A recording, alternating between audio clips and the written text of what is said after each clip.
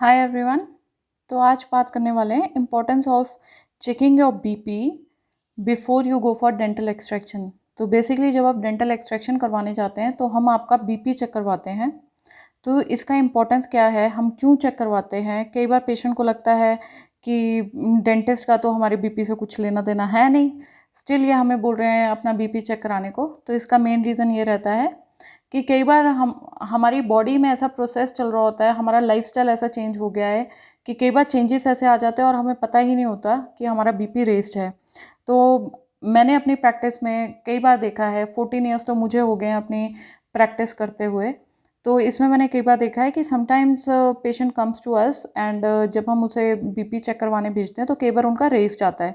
तो हमारे पास BP check करने का यही रीज़न रहता है कि अगर पेशेंट का बीपी आपका रेज आ रहा है, जैसे नॉर्मल रेंज रहती है आपकी 120/80, तो समटाइम्स क्या रहता है कि कई पेशेंट्स का 140/80 रहता है, या कईयों का मान लीजिए आप 140/90 रह रहा है, या 140 से ऊपर जा रहा है उनका। तो ऐसे केसेस में हम जो एनेस्थीसिया यूज़ करते हैं अपनी डेंटिस्ट्री में, बेसिकली मैक्सिमम टाइम्स हम 2% लिग्नोकेन यूज़ करते हैं। तो ये हमारे पास आता है विद एड्रीनलिन।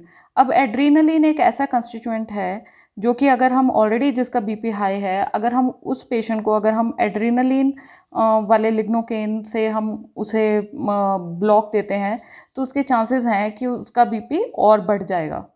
तो ऐसे केसेस में हमें प्लेन हमारे पास एनेस्थीसिया रहता है विच इज़ 2% लिग्नोकेन, वो हमें यूज़ करना रहता है।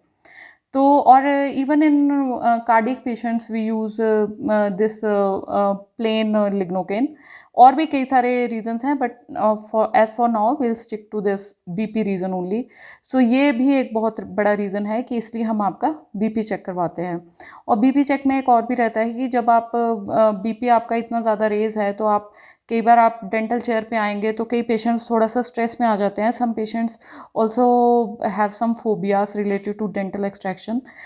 Then also their BP will rise by 10 units, 10 mm of mercury, or even 20 mm of mercury. So that is also beneficial that we get BP checked prior to your extraction or any dental procedure, ताकि हम थोड़ा एक safety limit बना के चल सकें.